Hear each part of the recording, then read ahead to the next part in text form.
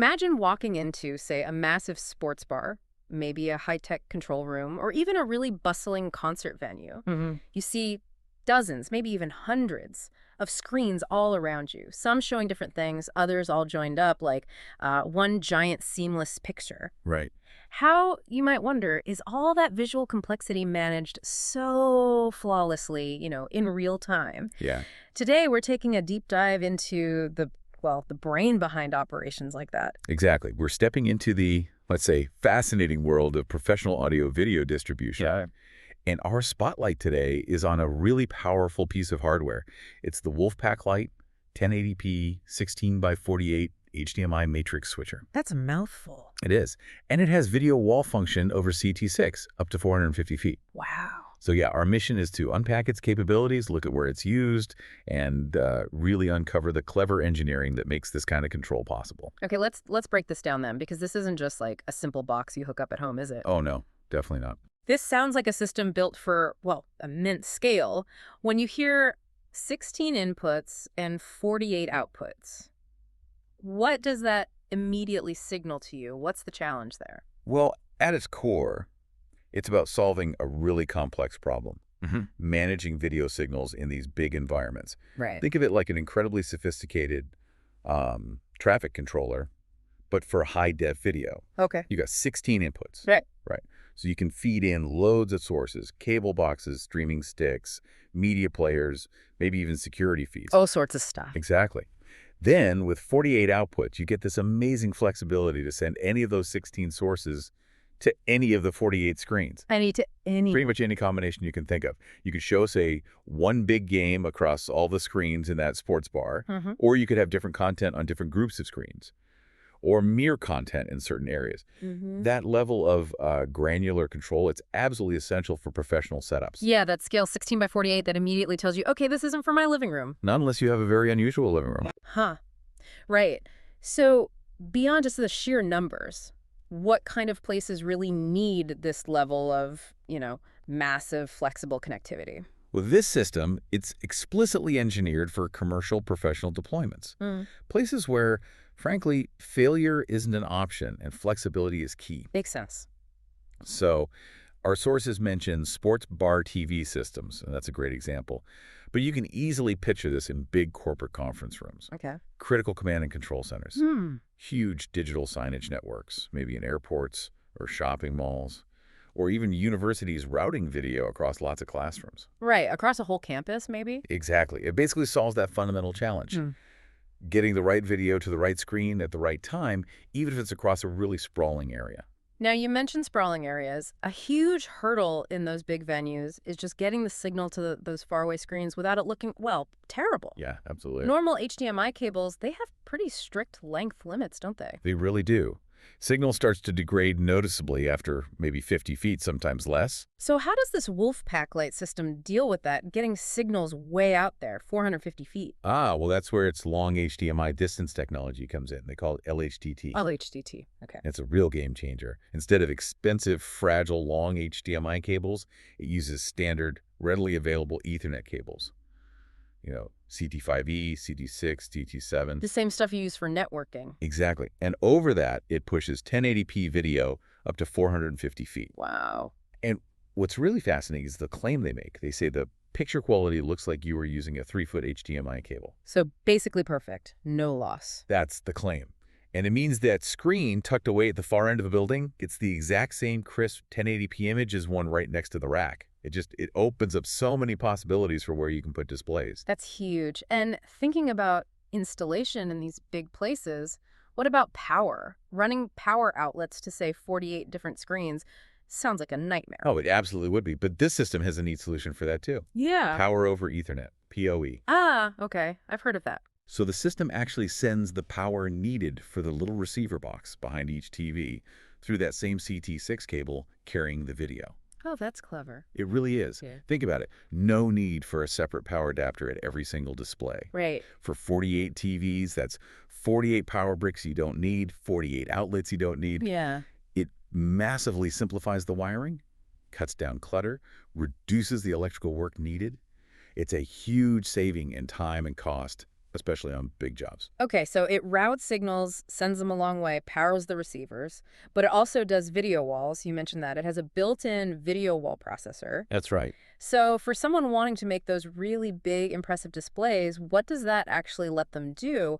And is it hard to set up? Yeah, this integrated video wall feature is a really big deal. A lot of matrix switchers just route signals, You need a whole separate, often expensive box to do the video wall part. Right, another piece of gear. Exactly. The WolfPack Lite builds that right in.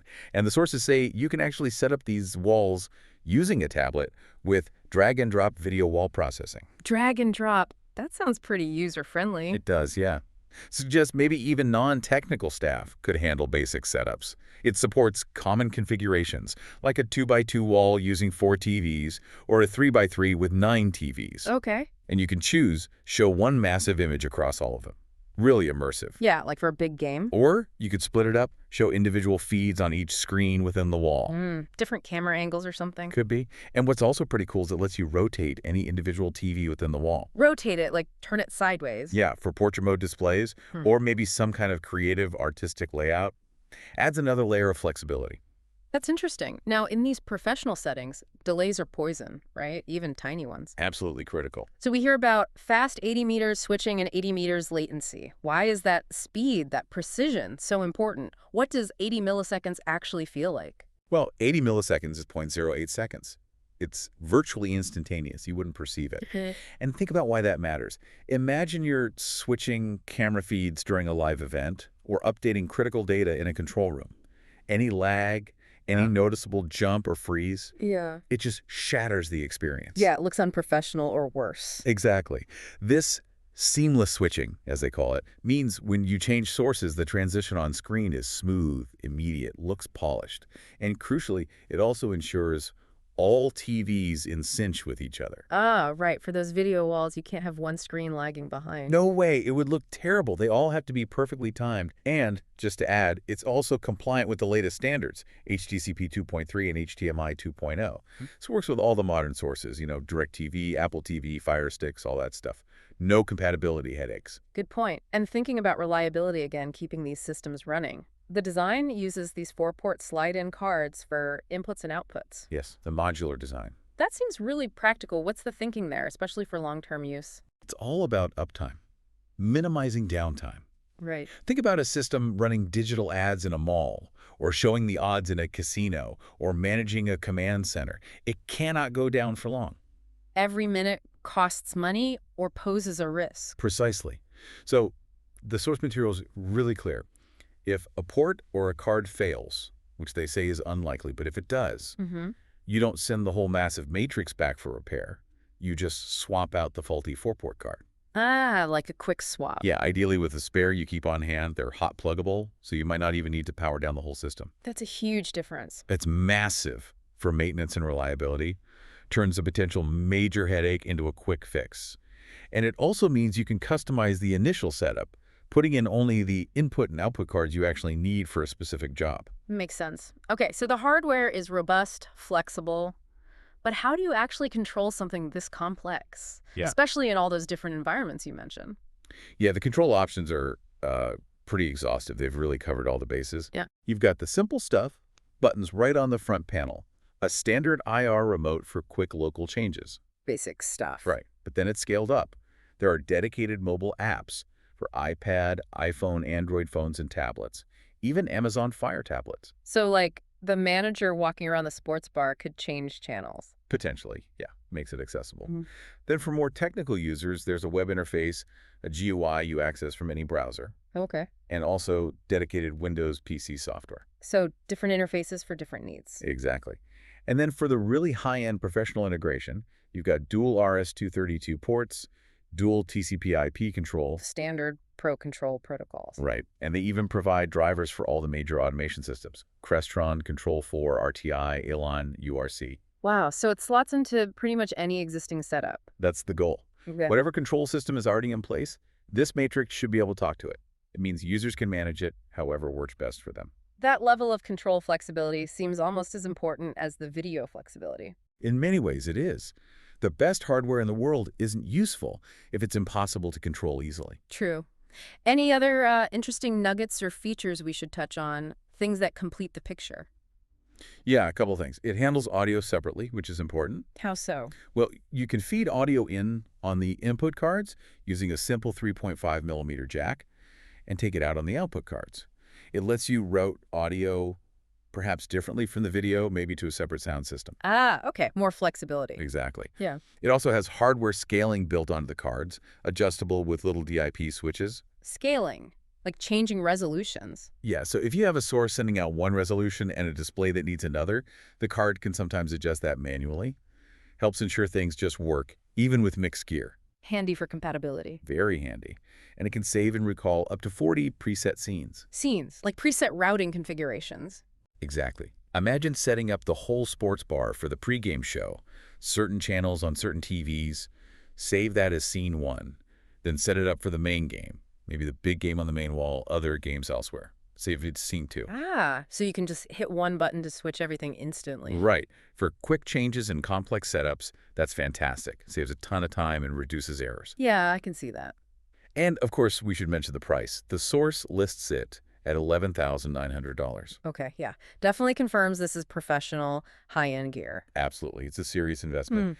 But you have to see it in the context of these large commercial deployments. Right. For them, the total cost of ownership is key. Features like the modularity, the PoE, the reliable signal extension, the robust control, they save huge amounts on installation, maintenance, and potential downtime over the life of the system. So that price reflects a complete, reliable, long-term solution. A solution, not just a box. Precisely. Yeah. And it comes from HDTV Supply, a company with apparently 24 years in the business. They've even trademarked the WolfPack and WolfPad names, showing they're invested in this line. Okay. So wrapping this up, what does all this mean for you, the listener? I mean, we've gone deep into some pretty specific tech here. We have. But what we've really explored today, it's more than just one piece of electronics, isn't it?